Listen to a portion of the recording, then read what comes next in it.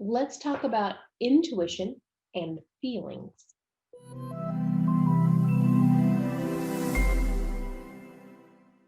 Hi, I'm Dr. Heidi Heron, and today I'd like to talk about intuition and feelings.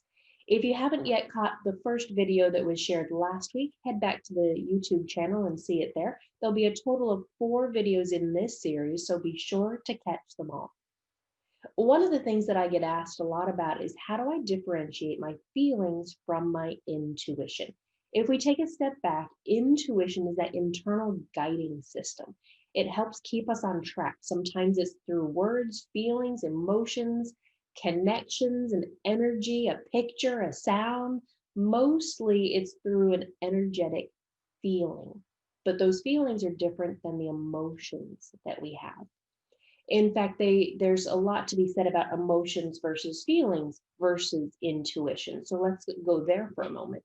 One of my thoughts is that emotions and feelings are different things. We have a core set of emotions. They might be the basis of like anger, sadness, fear, hurt, guilt, love. I've heard it also said as mad, glad, sad, and scared. Mad, glad, sad, scared. That fits as well. And then that's the chemical reaction, external event, chemical reaction creates mad, glad, scared, mad, glad, sad, and scared.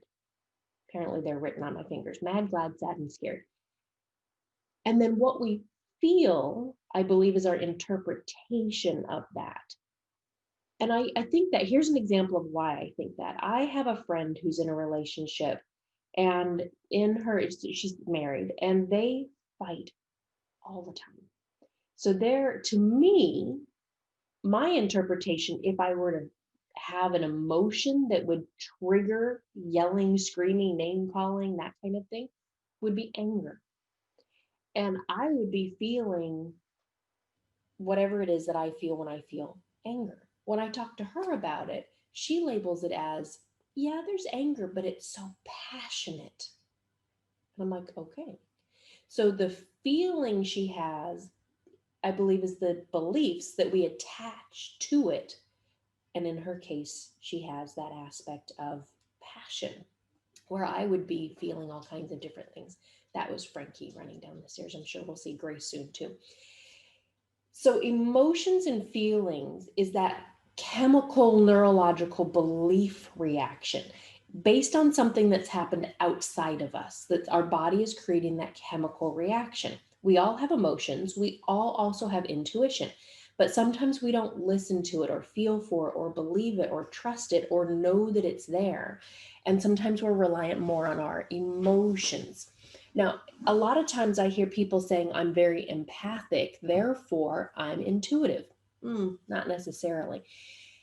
Empathy is guided by our mirror neurons. Our mirror neurons are based in our brain about that far in, about that far down, and they are responsible for connecting us with others. This is that aspect of, in NLP, we talk about matching and mirroring in order to build rapport. When we are matching and mirroring, what's happening in the brain is our eyes are seeing someone, or our feelers are feeling someone, or our ears are hearing someone. So we're getting a clue of someone. And we see someone that it looks like us, is dressed like us, standing like us, talking like us, has an experience like us. And our unconscious mind, our brain actually triggers that center of the mirror neurons and goes, you're like me. I like people who are like me. And boom, we have rapport. Empathy is also from the mirror neurons. And some people have more of a heightened aspect of empathy, and some people have a reduced aspect of empathy. There's been a lot of studies on people who are on the autistic spectrum, and many of them have a reduced aspect for empathy. So something's not working in those mirror neurons. While on the other side of it, people who are more empathic, then they can feel what other people are feeling and react to what other people are reacting to. That would be the cat eating his breakfast. So, where was I? Emotions. Yes, that's empathy. When we can connect to feel, but that is not intuition. Intuition is the angel singing. It's the knowingness. It's the guidance system that usually comes from inside of us. It's Intuition is never big. It's never run, get out of here. It's a simple thing. It might be a movie or a picture, or a knowingness or a feeling. And sometimes it's alerting us to what's about to happen. Sometimes it's alerting us to what might happen.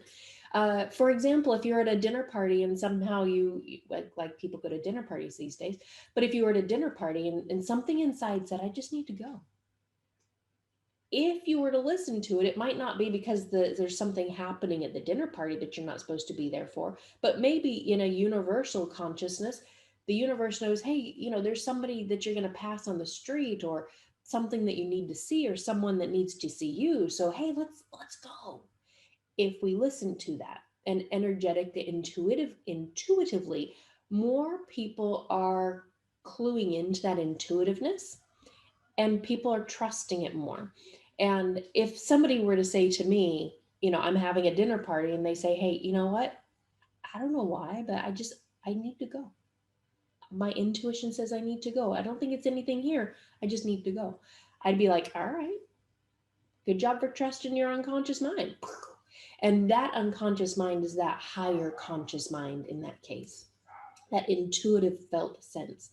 Most likely they're going to leave, and I'm like, that was weird. That person just left because their intuition said they should we all be here?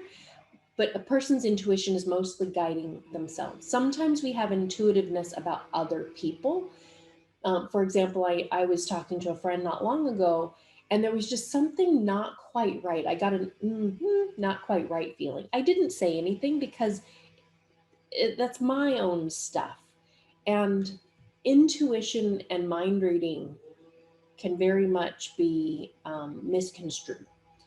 And so most of the time for other people, I keep it to myself. If I do have an intuitive sense about somebody, then I'll ask them a question or say something along the lines of, I'm not sure where this is coming from, but here's what is coming up for me. So I frame it in a way that isn't giving people my opinion or thoughts, because they're just my opinion or thoughts. And I want to be more intuitive for me. But remembering feeling and intuition, let's come back to that one. Feeling and intuition are going to be different. A feeling is going to come from an emotion. So if I'm feeling something nervous, it's probably not my intuition being nervous. That's my feelings. And I can go, okay, what emotion is that stemming back to? What emotion is that stemming back to? It might stem back to fear. It might stem back to hurt. If I am really excited about something, go, yep, this is the right thing. This is the right thing. I know it is. And I'm feeling that excitement. What's that going back to?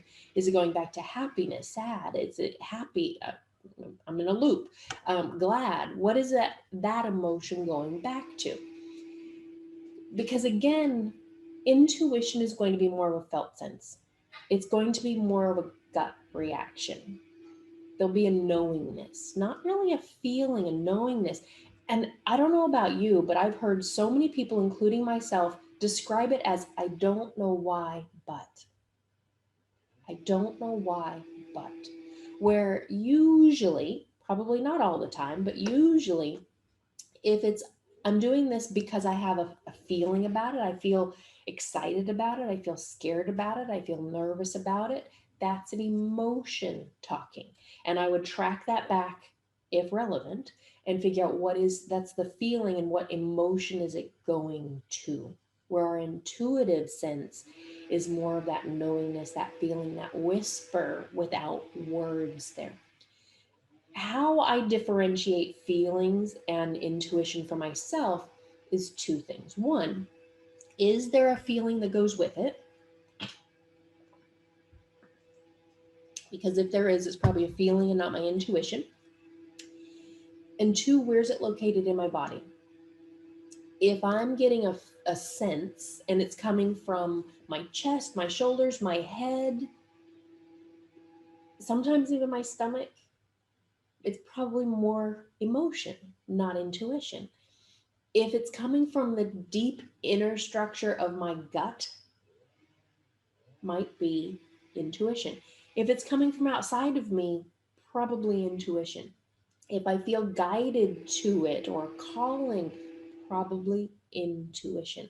So watch for those things, the sensation of it. Where is it coming from? And does it have an emotional core? Next time, we're going to take a look at intuition versus internal dialogue, or that self-talk, because we also do both of those. Be sure to like the channel, subscribe to the channel, like the video, share it, and I'll see you on the next video.